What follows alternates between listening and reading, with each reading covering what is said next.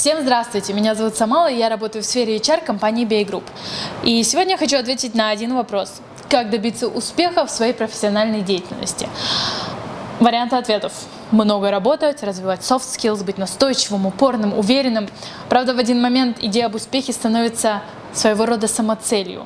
Однако, если ты подумаешь об этом больше, то успех – это только часть уравнения, в конце которого мы все стремимся к одному.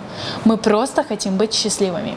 Правда, в нашем современном мире счастье и работа – это два слова, которые практически никогда не употребляются в одном предложении. Скорее, мы видим работу как инструмент для достижения счастья. Но когда-нибудь на выходных, после работы, в отпуске, при этом мы 90 тысяч часов всей своей жизни проводим на рабочем месте. Это 1/4 всего времени, что мы с вами бодрствуем. Это на самом деле страшная цифра. И когда мы говорим о своем счастье, мы не можем ее игнорировать.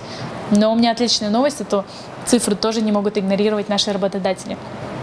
Счастье – это не только наша с вами личная цель. Счастливый сотрудник – это цель любой компании, которая стремится к росту и прибыли. Однажды компания Zappos вывела простейшую логическую цепочку. Счастливый сотрудник, счастливые клиенты, успешная компания.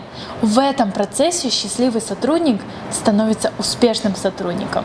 Помните, я в самом начале спросила, как достичь успеха в своей профессиональной деятельности? Чтобы стать успешным на работе, нужно научиться быть счастливым. Именно научиться.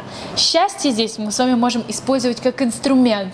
Но счастье на работе – это не про постоянное безудержное веселье. Не радуйтесь. Счастье на работе – это про смысл, про значимость, про взаимосвязь с коллегами, умение благодарить, быть эмпатичным, жить в соответствии со своими ценностями и ценностями своей компании. Это все то, чем должен обладать современный человек. Но этому всему можно научиться, развивая в себе привычки счастья, такие же простые, как наша с вами привычка чистить зубы по утрам. В нашей компании мы внедряем эту философию, создав отдел счастья, проработав программу с международными консультантами.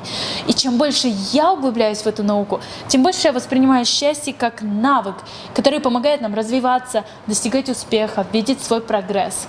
И как и любой навык, его можно развивать. В конце концов, что мы с вами получаем? Успех, счастье, и это все на рабочем месте. Мне кажется, гениальная инновация и гениальный инструмент.